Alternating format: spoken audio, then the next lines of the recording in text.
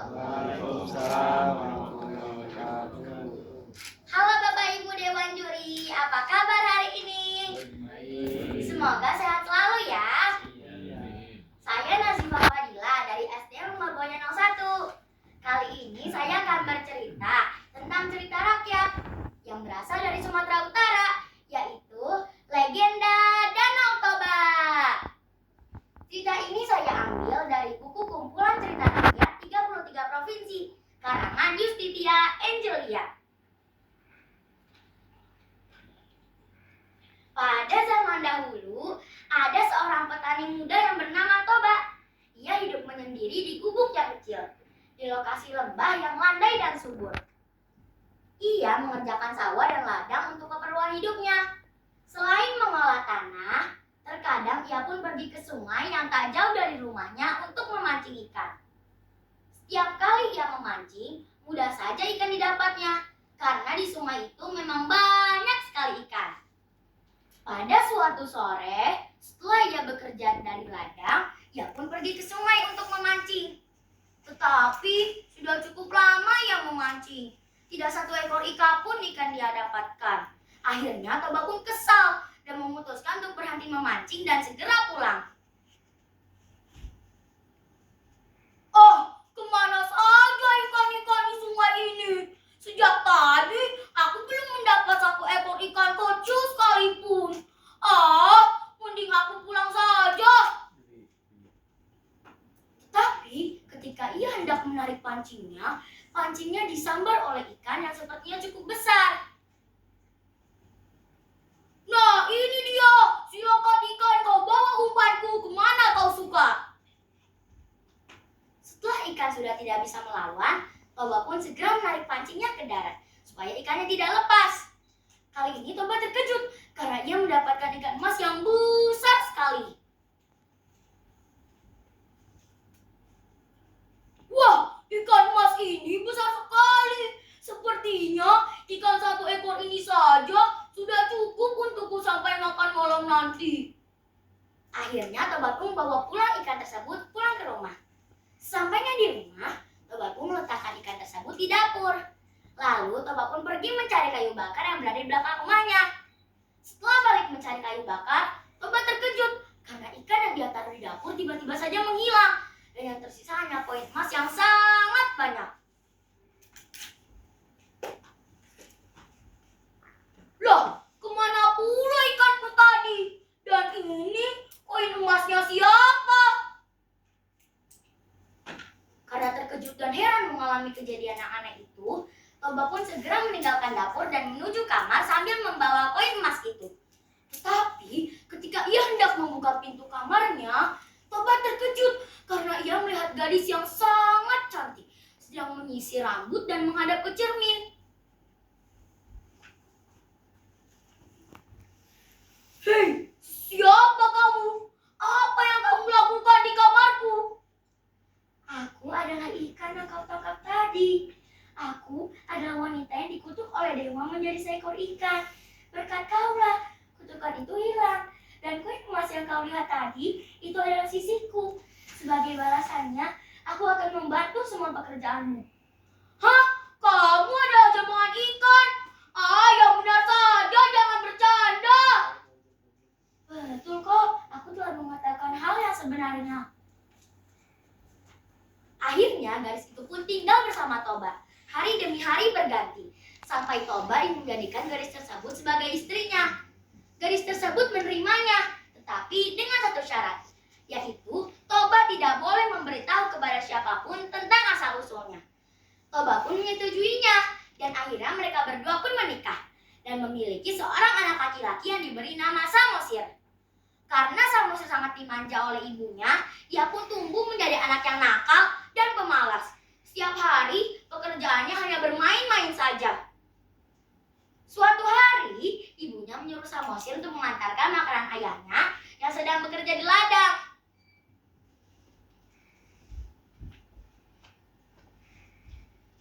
Samosir, kemarilah nak, tolong antarkan makanan ini untuk ayahmu yang sedang bekerja di ladang. Malas aku, ibu saja yang mengantar makanan itu.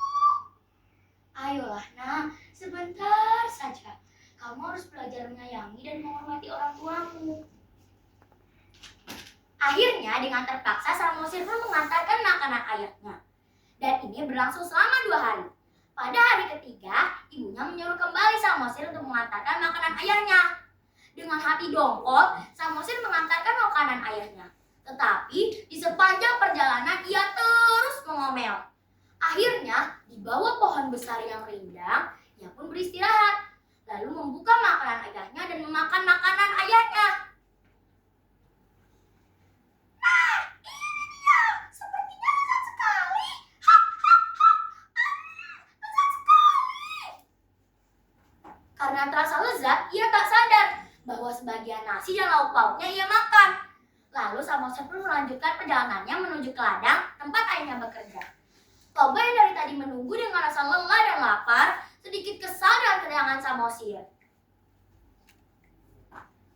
Hei Samosir, dari mana saja kau ini? Mengapa telat sekali? Maaf ayah, aku terlambat. Ini makanan ayah. Loh, kok tidak utuh? Kau kemana nasi dan lauk pauknya? Maaf ayah, tadi aku lapar. Makanan untuk ayah aku makan. Baiklah nok, kali ini kau kumaafkan. Tetapi lain kali jangan kau ulangi lagi perbuatanmu ya nak. Esoknya pun ibunya yang mengantar makanan itu. Pada hari ketiga, ibunya menyuruh kembali Samosir untuk mengantarkan makanan itu.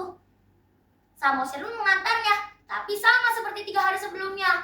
Ia memakan kembali makanan itu di tempat yang sama. Padahal matahari sudah hampir condong ke barat dan ayahnya sudah sangat lapar sekali. Lalu Samosir pun bergegas menuju ladang tempat ayahnya bekerja.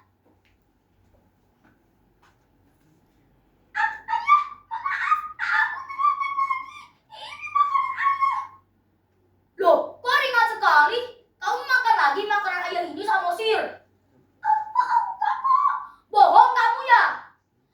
Iya, ayah. Tadi aku makan lagi makanan ayah. Dasar kau ini memang anak nakal, Samosir. Anak tak bisa diajar, tak tahu diuntung. Sudah ayah ingatkan kemarin, kata kau masih aja bandel. Dasar kau ini memang anak ikan. Samosir pun pulang sambil menangis terisak-isak. Lalu ia mengadu kepada ibunya.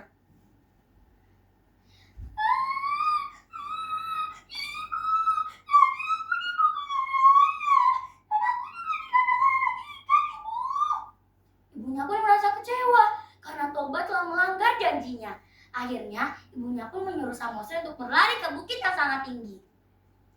Samosir, pergilah kamu nak ke bukit tinggi itu. Tanpa bertanya lagi, Samosir segera berlari ke bukit yang tinggi. Tiba-tiba, langit berubah menjadi gelap, gemuruh, dan petir menyambar. Duar! Lalu, ada air yang datang dari arah sungai. Istrinya Toba pun segera melompat ke dalam air itu, dan berubah lagi menjadi seekor ikan. Toba yang sedang berada di ladang terkejut dengan kedatangan air bah tersebut. Hah? Ada apa ini? Hah? Air apa ini? Tolong! Tolong! Toba tak sempat melarikan diri. Ia pun hanyut dan tenggelam di air bah tersebut. Lalu, air bah tersebut berubah menjadi danau dan menyisakan pucuk kecil di tengahnya. Di pucuk itulah semula bukit Samosir berlindung. Dan Toba pun wafat di dalam danau itu. Oleh sebab itu, danau ini disebut dengan Danau Toba. Dan pulau kecil yang berada di tengah-tengahnya disebut dengan Pulau Samosir. Begitulah cerita tentang asal-usul legenda Danau Toba. Pesan moral yang bisa kita ambil dari cerita ini adalah 1. Kita harus selalu menepati janji. 2. Kita harus bisa memaafkan kesalahan orang lain. 3. Kita harus patuh dan hormat kepada orang tua. Bunga melati indah di taman. Indah lagi bunga selasi. Akhir kata